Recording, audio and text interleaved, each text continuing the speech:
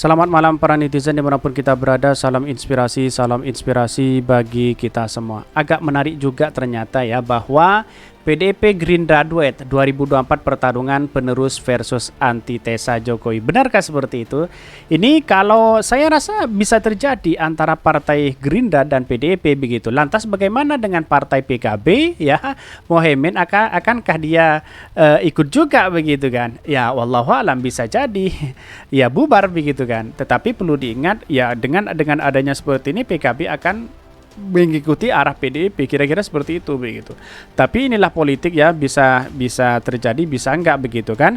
Kalau memang dengan Muhaimin ya di putaran kedua ya bisa jadi PDIP itu masuk ke situ begitu kan. Karena memang pada hakikatnya ya tidak mampu ketika PDIP mengusung partainya, mengusung kadernya sendiri lalu kemudian menjadi calon presiden, itu saya rasa tidak mampu tanpa berkoalisi begitu.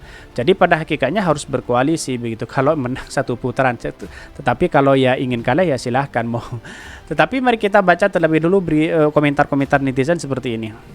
Ini komentar-komentar netizen PDIP Gerindra duet ya, duet 2024 pertarungan penerus versus antitesa Jokowi. Ini komentarnya, selain PDIP nggak ada partai yang kuat jadi oposisi sih, cuekin kami mah ini. Biarkan saja insya Allah yang menang Pak Anies Baswedan, amin. Sintesa dong biar adem ayem ini, tenggelamkan dua-duanya ini. Lawan koalisi perubahan yang usung Anies Baswedan, kalah PDIP Gerindra. Sejatinya rakyat Indonesia udah muak terhadap penguasa sekarang. Ya kalau yang dimainkan adalah institusi ya bisa jadi menang begitu. Karena pada hakikatnya otoritas kekuatan power itu sebenarnya berada di tangan rakyat begitu kan. Tetapi main kong kali kong itu sangat mungkin dan rawan terjadi begitu. Ngapain Gerindra repot ya? Kan 2024 jatahnya Prabowo. Aduh, sangat menarik ya. Insya Allah Anies akan memenangkan pertarungan di 2024. Saya rasa ya akan PDIP kalau tidak ada lagi dia akan bergabung kepada partai Gerindra, kepada Pak Prabowo begitu. Bahkan ya bisa dipastikan kalau KPU enggak curang, yang memang pasti yang berani di antitesa Jokowi. Ya bisa jadi seperti itu ya begitu kan. Dipastikan oleh KPU nggak curang, yang memang pasti yang berani jadi antitesa Jokowi. Sulit ya penentuan capresnya, masing-masing punya jagoannya. Ini banyak sekali yang mengkritik. Tapi jagoan-jagoan dari partai PDIP sampai hari ini belum kelihatan siapa mereka begitu kan. Tetapi sama dengan Pak Airlangga begitu, belum jelas siapa capres jawapresnya begitu. Kalau Pak Prabowo kan sudah jelas, Pak Prabowo capresnya, Muhaimin itu adalah cawapresnya begitu. Anies Baswedan sudah capresnya tapi wakilnya masih belum jelas siapa begitu. Tapi kemungkinan kalau ini PDIP bergabung dengan Gerindra itu sudah punya satu kekuatan besar sebenarnya. Tapi perlu diingat masyarakat sudah tidak percaya lagi kepada Pak Prabowo. Dengan adanya apa? Dengan adanya di bawah begitu kan, berdarah-darah di bawah, lalu kemudian ditinggal berkoalisi atau bergabung ke pemerintahan Jokowi. Ya bagi demokrasi kita tidak menjadi masalah. Tapi yang menjadi masalah adalah bahwa yang di bawah yang sudah ke sana ke sini begitu kan, sampai ada sesuatu problem besar begitu karena dukungan ya, karena memang inilah yang kemudian yang harus kita bicarakan bersama, bahwa ya bangsa kita itu adalah dibangun bersama-sama begitu. Entah bolehlah kecewa terhadap Pak Prabowo, jangan sampai ada rasa kebencian, kan seperti itu logika kita begitu. Tapi perlu diingat, kekecewaan itu tidak bisa dibayar dengan apapun. Tetapi mari kita baca terlebih dahulu beritanya seperti ini. Ini beritanya PDIP Gerindra duet ya 2024 pertarungan penerus versus antitesa Jokowi, dikutip dari Demokrasi. PDIP dan Partai Gerindra berpotensi berduet ya pada pemilu 2024 setelah 2 kali perhelatan pemilu berduel secara berturut-turut. Apabila hal ini terjadi, maka Pilpres 2024 hanya ada 2 pasangan calon, Cawapres dan Capres dan Cawapres yang berkompetisi atau singkatnya menjadi pertarungan antara poros penerus legasi Jokowi versus antitesa Jokowi, tak kurang tak lebih. Pengamat politik Ari Nur Cahyo menilai kemungkinan tersebut terbuka terjadi. Bahkan ya alasannya PDIP selaku parpol pemenang 2 kali berturut-turut berada pada posisi yang menentukan terkait koalisi. Sedangkan koalisi yang sekarang ini terbentuk maupun dalam penjajakan bukan koalisi parlemen. Ya bisa jadi seperti itu begitu kan. Walaupun pada hakikatnya ya rakyat yang menjadi otoritas kekuatan besar untuk memilih ya, tetapi Muhaimin juga ada masanya begitu kan. Masa soal luar biasa begitu kan. Mulai mungkin ada warga Nahdliyin dan yang lainnya. Ini yang harus kita pertimbangkan pertimbangkan begitu. Lantas kalau memang Puan ya maju menjadi wakilnya Pak Prabowo, mungkin akankah lebih diperhitungkan apakah dia akan sebagai wakil atau jangan-jangan Pak Muhaimin menjadi wakil, kan seperti itu logika kita begitu. Menurut Ali, pertemuan Ketua Umum PKB Muhaimin Iskandar dengan Ketua Umum Partai Golkar Airlangga Hartarto tidak membawa dampak terkait menguatnya koalisi.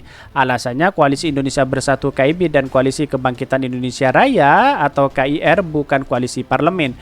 Ari menilai koalisi yang parlemen terbentuk apabila deklarasi satu paket dengan pasangan dengan capres. Melihat hasil survei yang kerap menunjukkan nama Ganjar Pranowo, Anies Baswedan dan Prabowo Subianto selalu masuk 3 besar elektabilitas tertinggi, maka niatnya nantinya hanya ada 2 poros koalisi pada 2024. Bahkan harmoni hubungan kedua PDP, Gerindra atau Prabowo Subianto dengan Jokowi ya ditunjuk sebagai dalam sejumlah kesempatan menunjukkan bahwa peluang kedua parpol nasionalis berkoalisi ya terbuka lebar. Artinya KIB dan KIR berpeluang gabung dengan koalisi PDP Gerindra. Ini efek ekor jas. Ari meyakini secara pragmatis parpol ingin memastikan kemenangan dan merebut kursi parlemen. Lantaran pemilu 2024 digelar secara serentak, maka parpol harus memiliki jagoan yang mampu ya membawa dampak elektoralnya. Bahkan sedangkan nama ketum parpol yang langganan ya masuk bursa capres hasil survei lembaga yang kredibel yaitu adalah Prabowo Subianto. Kader parpol yang proyeknya diungkapkan berdasarkan survei hanya Ganjar Pranowo, sementara Anies dipersepsikan sebagai antitesa Jokowi. Dengan demikian, dia meyakini bahwa Pilpres 2024 nantinya menjadi pertarungan poros koalisi penerus legasi Jokowi versus antitesa Jokowi. Artinya tidak menutup kemungkinan adanya parpol anggota KIB dan KIR merapat dengan kubu pro perubahan. Ari juga menyinggung terbuka adanya juga kita poros koalisi yang bertarung nantinya. Skenario ini berpulang terjadi apabila KIB gabung parpol pendukung pemerintah merapat kepada PDP.